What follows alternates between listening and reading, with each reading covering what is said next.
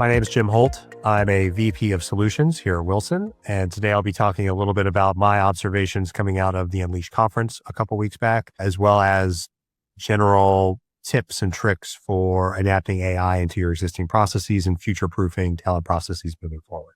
I think from the candidate perspective, there is still a lot of skepticism around these tools. I saw multiple demos while I was at Unleash and saw multiple, particularly when you think about one-way video interviewing tools or tools where the AI will respond back to a question.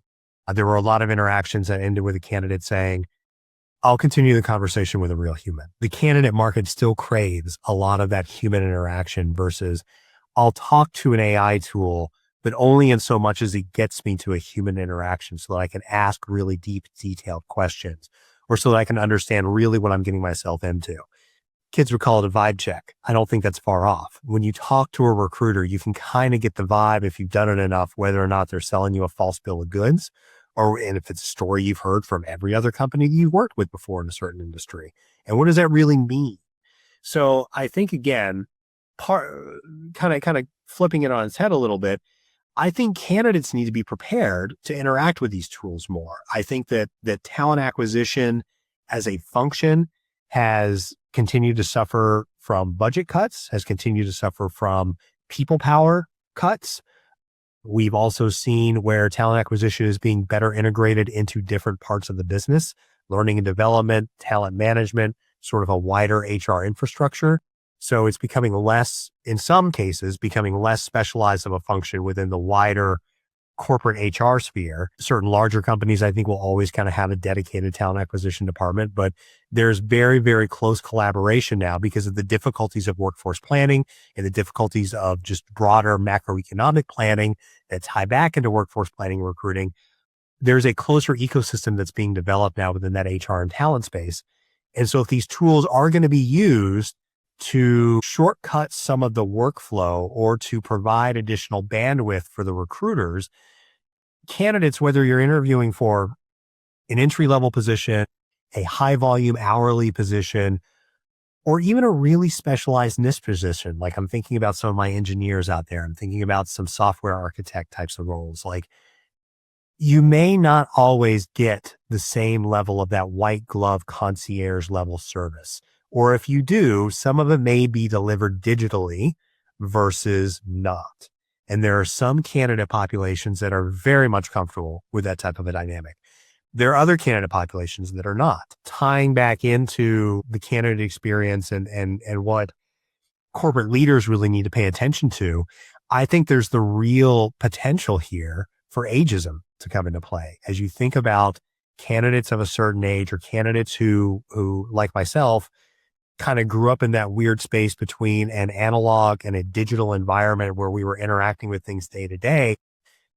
We're now taking that next great leap from not just sort of a digital existence day to day, utilizing the internet for everything, but utilizing different AI agents or utilizing different interactions with different types of AI assistants, both in our personal and professional lives. Now, while all of that can potentially be great, if you have certain candidate populations, particularly as you think about skilled trades individuals that aren't comfortable in that space, are you potentially turning yourself off to some of those individuals that just go, it's not worth it to me to kind of go through that? Or if I'm really important to them, a human being will pick up the phone and figure out why I didn't complete that digital interview. So a couple of things to think about there, I think. The other non-HR, non-talent acquisition thing to consider is, how do your IT and your info security teams feel about a third-party platform that is collecting and storing third-party data and is potentially using it to train either large language models or to train other behavioral models? There are a lot of organizations, some of them in, again, more or less, not necessarily risk averse, but I guess more risk-friendly industries or that are comfortable with a certain degree of risk, that still are not comfortable integrating some of these tools. Some of that could be provider immaturity. So how long is that provider actually going to exist? Will they get gobbled up by a larger HR technology provider? Have their tools, integrated into a platform that doesn't jibe well with your current technology ecosystem? Or are we thinking about potentially a scenario where, again, there's some sort of a large data breach? Or were we thinking about potentially a lawsuit from an individual or a group of individuals that has a good claim towards discrimination based on certain interactions with the tool or lack of interactions with the tool. So these are all things to think about and consider, not just from an HR perspective, but again, from more of a corporate IT, info security, potentially legal perspective when thinking about implementing those platforms. So it's tricky to know where to get started with all of this. Do I go out and do a bunch of demos? Do I make sure I have budget for these types of tools and how to work those into my process? Do I need to step back and do a total process evaluation? The answer to the last part is yes. I would start with thinking about, how does our process work today? Who does it touch from a human perspective, both internally and externally? Are my hiring managers ready for this type of a tool? Is our internal culture ready for this type of a tool? Does my internal team even need this type of a tool? Investment in HR and talent technology is well thought out, and it's very strategic in terms of how it's used.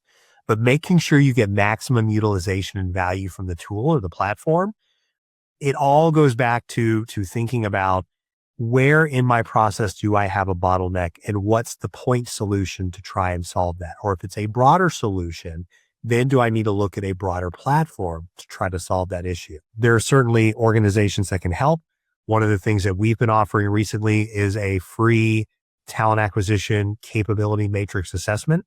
So evaluating where you fall within a talent acquisition capability matrix today. Where is it that you want to be in the next 3 to 5 years in terms of your capability? And then broadly speaking, what does that mean? Is it much more human centric? Is it much more technology centric? Is it a mix of things? Do you not need to focus on process technologies and instead really think about better defining metrics that speak to the wider business impact of what you're doing from a day-to-day HR and talent perspective, versus inserting new steps in the process or inserting new tools that take on a certain bit or organize a certain bit of the process? So there are certainly professionals, whether they're third-party HR consultants or an organization like ours, that can provide you with an objective look at what your process is doing today and where potentially pitfalls exist, so that you can move forward with an actual prioritized, categorized plan of action back to the rest of your executive team and say, we may be facing these headwinds in the next 18 to 24 months. Here's our plan to go and tackle them. And by the way, we looked at AI. It's not appropriate for these reasons, or it is appropriate for these reasons. For more information on AI, future-proofing your talent processes, and other upcoming trends in talent acquisition, please visit our insights page on our website.